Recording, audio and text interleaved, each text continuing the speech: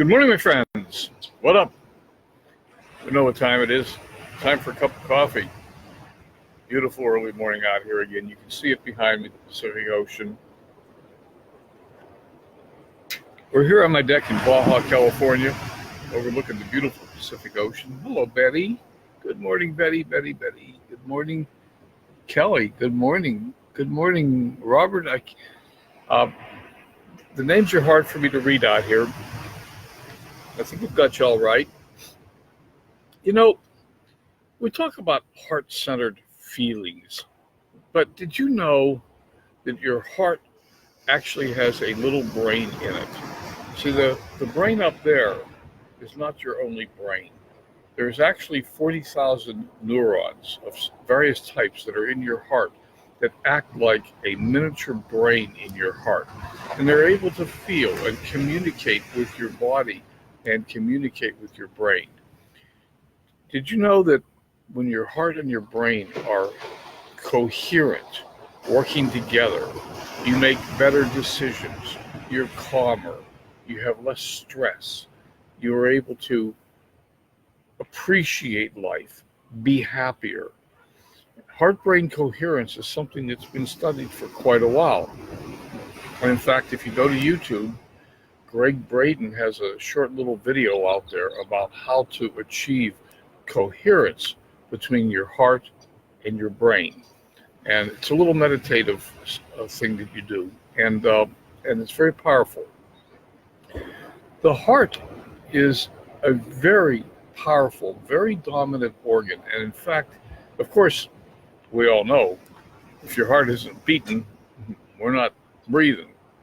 But more importantly, your heart really has the ability to calm your body and to help you take control and make better decisions without it. Your brain, the primitive brain, has this fight or flight mechanism that tends to generate fear. It tends to keep us from making decisions that are appropriate in our life because it wants to, quote, keep us safe, end of quote. The heart generates a more stable, coherent pattern that enables us to make better choices in our life without the egocentric fear of our primitive brain. So it's important to get in touch with our heart. And in fact, I've talked about this before. Real prayer is heart-centered feeling. It's not brain-centered, egocentric words. People tend to pray to God, but they use words rather than feeling. And the language of the universe is feeling. It is not English, French, Spanish, or any of those other human constructs.